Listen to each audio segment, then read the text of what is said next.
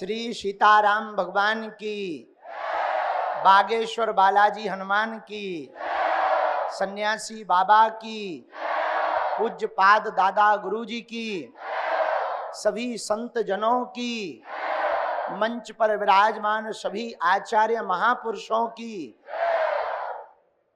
हम सबका बहुत सौभाग्य जागा है। और खास करके आनंद धाम के इस बगिया के जितने भी पुष्प हैं, जिसके माली परम पूज्यपाद पूज्य श्री सुधांशु जी महाराज जी हैं,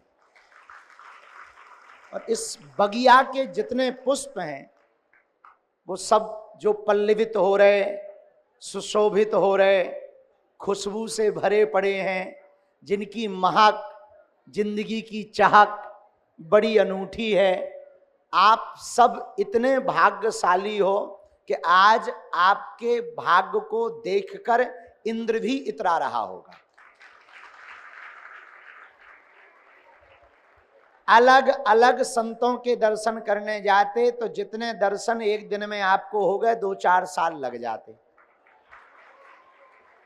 1-2 बैंक के अकाउंट ढीले हो जाते।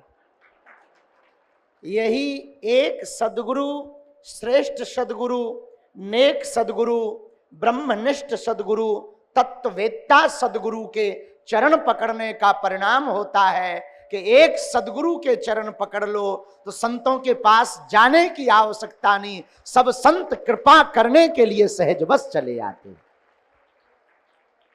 यह परम पूज्यपाद अनंत श्री विभूषित, जिन्होंने अपनी सहजता से, अपनी विद्वत्ता से, अच्छा 2 प्रकार का जीवन होता है, एक कहनी का, एक कथनी का।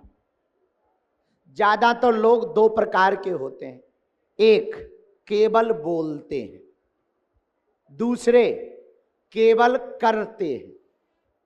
लेकिन उनके बीच के जो होते हैं वही महापुरुष होते हैं।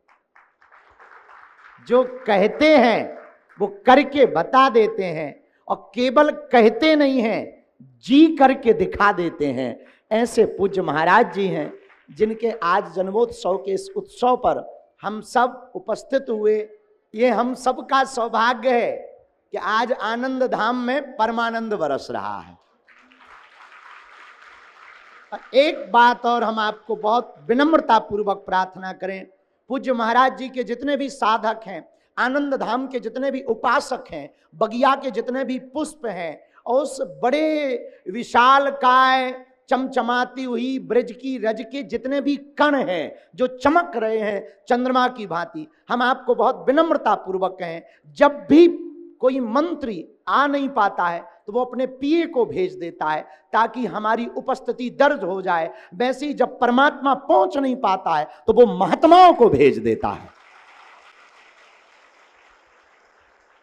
ताकि जो कार्य परमात्मा को करवाना है वो महात्मा के द्वारा करवा देते हैं। और एक बात और सिद्धांत से समझना, जब भगवान प्रकट होते हैं तो कली कुलशेखर पावन अवतार गोस्वामी तुलसीदास जी कहते हैं कि सुनो भैया, भगवान प्रकट भय। अच्छा याद रखना, भगवान प्रकट ही होते हैं तो वो निराकार, लेकिन हम सबके लिए साकार बनकर प्रकट होते हैं। भक्तों के भाव के कारण वो साकार बनकर के परमात्मा वह ब्रह्म प्रकट होते हैं। लेकिन किसके लिए प्रकट होते हैं? बोले सुनो, गौ, ब्राह्मण, संत, धर्म, इन सबकी रक्षा के लिए भगवान प्रकट होते हैं। लेकिन हमने जब राम कथा पढ़ी, जब कृष्ण कथा पढ़ी, तो एक बड़ी अनूठी बात पाई जो बड़े काम की मिली। वो बात यह है, राम जी तब आए जब वशिष्ठ जी ने श्रृंगी ऋषि वशिष्ठ बुलावा, जब तक संत नहीं आए तब तक भगवंत नहीं आए। वैसे ही कृष्ण अवतार में जब तक संत घर पर नंद बाबा के यहां नहीं आए तब तक भगवंत नहीं आए। वैसे ही आपके हृदय में भगवंत तभी प्रकट हो सकते हैं जब इन जैसे महापुरुष संत आपके हृदय में बैठ जावे। तो भगवान संतों को इन महापुरुषों को विशेष प्रयोजन के साथ भेजते हैं। आज हमारा भी सौभाग्य जागा, हम सब संतों के चरणों में नाक रगड़ कर दंडवत प्रणाम कर रहे हैं। सभी संत विराजमान हैं। कुछ देर पूर्व में पूज्य बापू जी भी विराजमान थे, पूज्य महाराज जी की मंगलमयी उपस्थिति। और जब उद्बोधन चल रहा था, संचालक और संचालिका महोदया जब बोल रहे थे, तब महाराज जी ने करोड़ों की बात कही, हमारे तो दिल को छू गई। महाराज जी ने कहा कि जैसे मस्जिदों से मदरसे जुड़े, चर्चों से क्रिश्चियन स्कूल जुड़े, वैसे ही अब मंदिरों से गुरुकुलम जुड़े होने चाहिए। बात इतनी करोड़ों की है। देखो, जीता हुआ हारा जा सकता है अहंकार से, पर हारा हुआ भी जीता जा सकता है संस्कार से। इस देश की बदहाली का सबसे बड़ा कारण है बिगड़ते संस्कार, बदलते लोग। पहले लोग कम पढ़े लिखे थे पर कपड़े पूरे पहनते थे।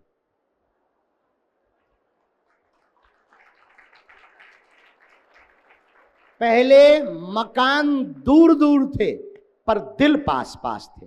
आजकल फ्लैट के जमाने में इतने पास मकान हो गए कि इस तरफ दादी जी के लिए कील ठोको तो बगल वाले का दादा गिर जाता। लेकिन दिल इतने दूर दूर हो गए फ्लैटों में कि पूरी जिंदगी निकल जाती है, पता नहीं लगता पड़ोसी कौन है। पहले पूरे मोहल्ले में हल्ला होता था, आज शोरगुल पूरे इंसानों की जिंदगी में लगातार बढ़ता जा रहा। इसका सबसे बड़ा कारण है हमने अपनी वैदिक परंपरा को छोड़ा, हमने अपनी प्राचीनता को छोड़ा, संतों के सत्संग को छोड़ा, अध्यात्म चर्चा को छोड़ा। वाह, देखो, ज्ञान होना अलग है पर अनुभव होना अलग। ज्ञान, नॉलेज आपके दिमाग में है कि चलो एक काम ऐसा करो, ऐसा ऐसा बनाने से ऐसी ऐसी डिश बन जाती, लेकिन जब तक आप बनाओगे नहीं तब तक स्वाद नहीं चख पाओगे। अब एक बहन जी थी यहीं दिल्ली की, उन्होंने रेसिपी देख करके, बुक देख करके एक डिश बनाई। उसमें लिखा था अमुक अमुक सामग्री मिलाइए, 1 घंटा फ्रिज में रख दीजिए। अब उनको लगा कि 1 घंटा फ्रिज में रखना है, तो वो सामान तो रखी नहीं, बाजार जाकर के पीतल का 1 घंटा ला करके फ्रिज में रख दिया। तो नॉलेज अलग है, अनुभव का ज्ञान अलग है। अनुभव का ज्ञान तो हमारी प्राचीन वैदिक परंपरा से ही प्राप्त हो सकता। जो परम पूज्यपाद अनंत श्री विभूषित पूज्य महाराज जी ने दिव्य संकल्प लिया है और अपनी दिव्य चेतना से संकल्प लिया है कि अब मंदिरों में गुरुकुलम की पद्धति प्रारंभ होनी चाहिए। गुरुकुलम होंगे तो वेद का ज्ञान होगा। मुसलमानों को कुरान का ज्ञान है, ईसाइयों को बाइबल का ज्ञान है, हिंदुओं को ना गीता का ज्ञान है ना पुराण का ज्ञान। इसीलिए उन बच्चों को बहला दिया जाता है, ब्रेन वॉश कर लिया जाता है और धर्मांतरण हो जाता है। तो धर्मांतरण से बचाने का सर्वोत्तम उपाय गुरुकुलम है। देश को गृह युद्ध से बचाने का उपाय, सर्वोत्तम उपाय गुरुकुलम है। बिगड़ते बच्चों के बढ़ाने के लिए, संस्कार बचाने के लिए सर्वोत्तम उपाय गुरुकुलम है। देश की प्राचीन विधा और विद्या को जीवंत रखने का सर्वोत्तम उपाय गुरुकुलम है। संस्कारी बहू और संस्कारी बेटी बनाने का उपाय गुरुकुलम है। संस्कारी बेटा बनाने का उपाय गुरुकुलम है। और देश को हिंदू राष्ट्र बनाने का उपाय गुरुकुलम है। अगर हमें भारत को भारत जैसा देखना है तो हमको गुरुकुलम की पद्धति पर जाना ही पड़ेगा। जहां रामचरितमानस में भगवान राम जी के लिए लिखा, प्रातः काल उठ के रघुनाथा मात पिता गुरु ना वही माथा। अब आजकल के लड़के प्रणाम थोड़ी करते, सेल्फी लेते हैं। हाँ, और सेल्फी मिल जाए उसी को प्रणाम कहते हैं। हाँ, और सेल्फी ना मिला तो वो कहते हैं आशीर्वाद ही नहीं मिला गुरुजी। और पहले के जमाने में माथा रखते थे। अच्छा, माथा क्यों रखते हैं? माथा रखने का ये कोई मतलब नहीं है कि बड़ा छोटा बनाना है, ना ना। माथा रखने का, तुम लोगों ने मोहर देखी, सील, अरे होती ना ऑफिस में, नेताओं की होती है, सेक्रेटरी की होती है सील। जो मोहर होती है, कभी तुम गौर से देखना, उसके अक्षर उल्टे होते हैं।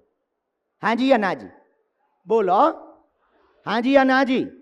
लेकिन जैसे ही स्याही में लगाओ और जैसे ही स्टाम्प को, सील को कागज पर चिपकाओ, सीधे होकर आते। हाँ जी या ना जी?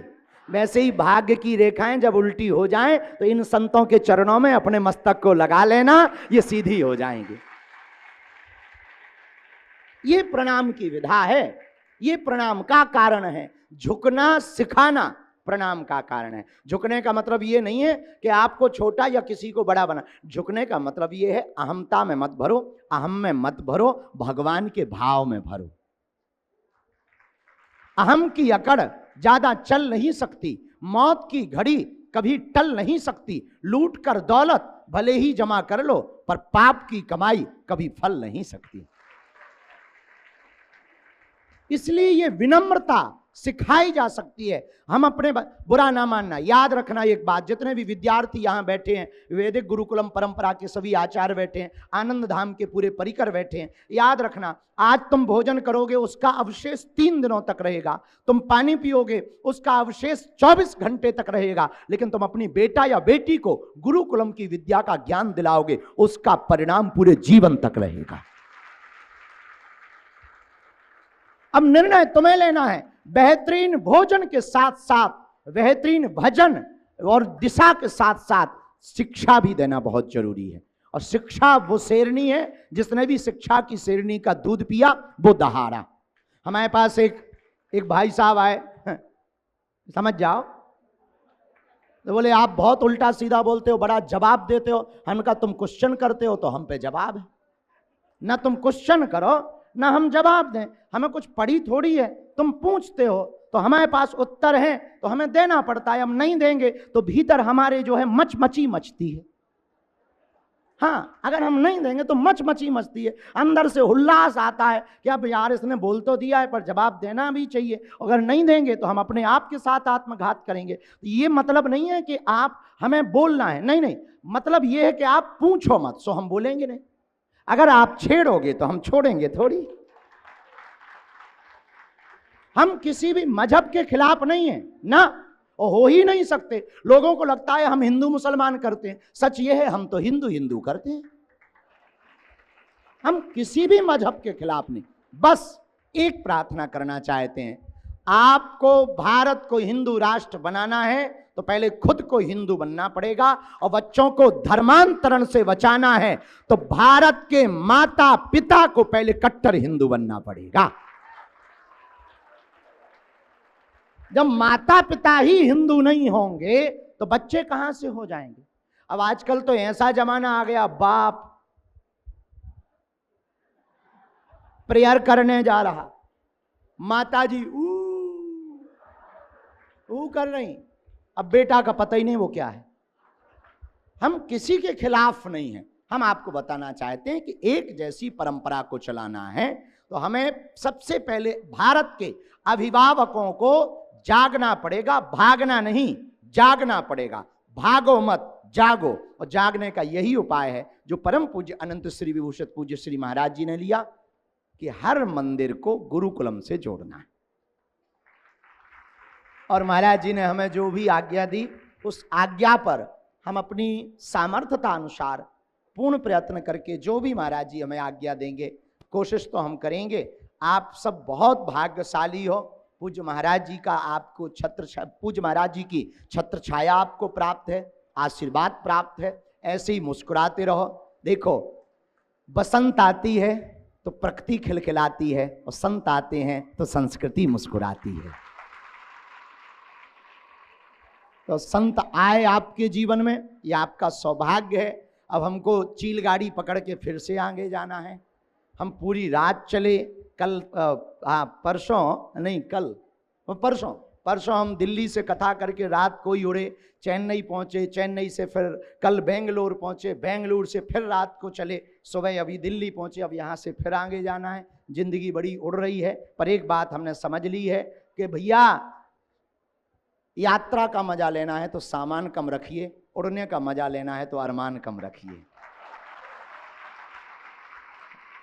इसी के साथ हम अपनी बात को विराम करेंगे। आप मुस्कुराओ, बहुत प्रेम पूर्वक रहो। हमारे हनुमान जी महाराज, जय हनुमान जय कपीस। हनुमान जी ज्ञान के सागर हैं और अगर ज्ञान के सागर हनुमान जी की कृपा से ज्ञान के केंद्र गुरुकुलम खुलेंगे तो निश्चित है भारत हिंदू राष्ट्र बन करके ही रहेगा। आप सब पर बागेश्वर बालाजी की कृपा होवे और जल्दी ही पुनः दिल्ली से हम वृंदावन तक भारत को हिंदू राष्ट्र बनाने के लिए पदयात्रा करने वाले हैं। तो पूज्य हमारे भ्राता श्री पूज्य आचार्य प्रमोद कृष्णम जी, हमारे भ्राता श्री पूज्य श्री संजीव कृष्ण ठाकुर जी, इधर परम पूज्य आनंद श्री विभूषित पूज्य श्री लौकेश मुनि जी महाराज जी, पूज्य दीदी जी और पूज्य जगत गुरु महाराज जी, आप सब संत वृंद जिनका नाम ना ले पाए हों तो क्षमा करियो। अभी उद्बोधन दे के पहले कुछ देर पहले ही रांची वाले मंत्री साहब गए, बोले आपको रांची आना है, हम बनाएंगे, उस तरफ भी झंडा गाड़ेंगे। आप सभी संत वृंद महापुरुष विराजमान, हम आगे की यात्रा के लिए जाने के पूर्व में आप सबको पुनः सभी संतों को मंच पर विराजमान सभी महापुरुषों के चरणों को दंडवत प्रणाम करते हैं। आप सबको भी बहुत बहुत प्रणाम करते हैं और हम पुनः किसी मोड़ पर मिलेंगे इसी अपेक्षा के साथ। जय सिया राम।